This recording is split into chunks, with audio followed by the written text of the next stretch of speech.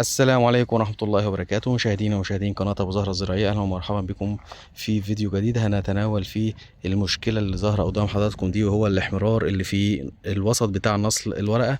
وده يا جماعة بيبقى احمرار، هو مفيش فيه منه مشكلة كبيرة قوي، ولكن هو عشان بس نطمن حضراتكم إن المشكلة دي مشكلة بتحدث نتيجة انخفاض درجات الحرارة الليلية اللي هي في الليل.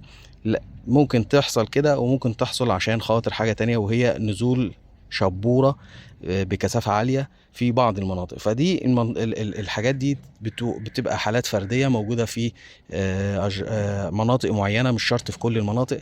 المناطق اللي بالذات اللي بتقل فيها درجات الحرارة، أو المناطق اللي بينزل فيها شبورة عالية، ممكن تبقى حمراء، وممكن بالمناسبة تبقى برضو الاحمرار ده ممكن يبقى لونه أبيض شوية، تلاقي النصل من النص كده لونه أبيض. تمام.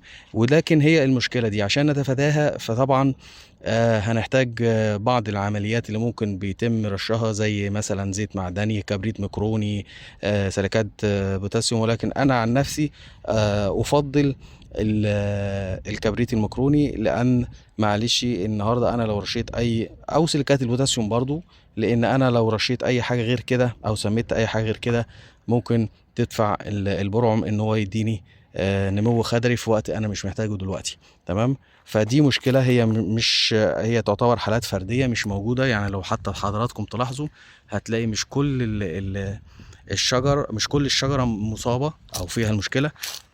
كذلك الأمر مش كل الشجر عليه الإصابة. يعني بس عندنا شجر يعني فين وفين احنا شفنا المشكلة دي، عشان كده أنا اتكلمت فيها.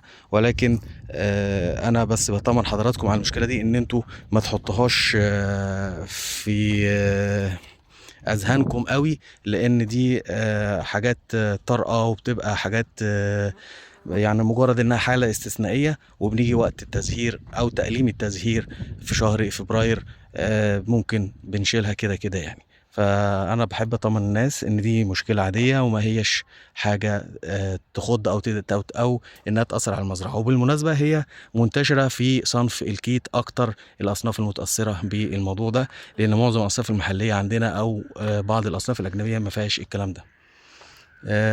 كنت حابب بس ان انا انوه للمشكله ديت. والسلام عليكم ورحمه الله وبركاته.